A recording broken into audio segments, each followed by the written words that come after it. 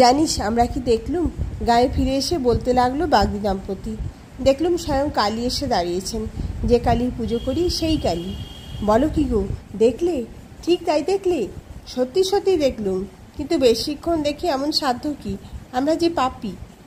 পাপী বলে যে রূপ গোপন করে ফেললে, সারাক্ষণ দেখতে দিলে না। চকিতে যখন একবার দেখেছ তখন পলকেই পাপ চলে গিয়েছে।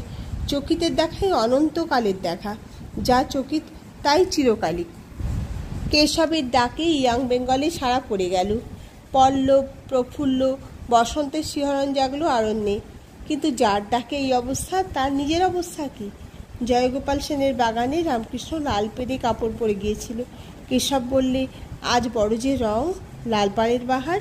রামকৃষ্ণ বললে, কেশবের মন ভোলাতে হবে, তাই বাহার দিয়ে এসেছি। রং লাগলো কেশবের মনে, রসে ডুবে ভাসতে লাগলো ভাবের জোয়ারে। হয়ে দাঁড়ালো সে রামকৃষ্ণর মনের মানুষ। মনের মানুষ হয় যে জনা, ও তার নয়নেতে যায় গো চেনা। সে দু এক জনা ভাবে ভাসে রসে রবে, ও তার উজান পথে আনাগোনা।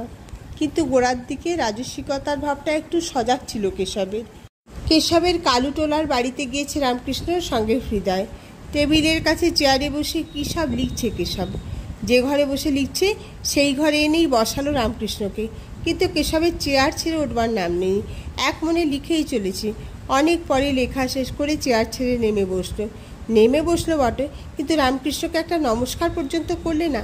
নমস্কার না করাটাই বুঝি সে যুগে জ্ঞানী গুণীদের শালীনতা। কিন্তু কেশব যখন এসেছে দক্ষিণেশ্বরে, রামকৃষ্ণ তাকে আনত হয়ে প্রণাম করলে। একবার নয়, যতবার এসেছে ততবার। যখন সে দলবল নিয়ে এসেছে সবাইকে, তখন তার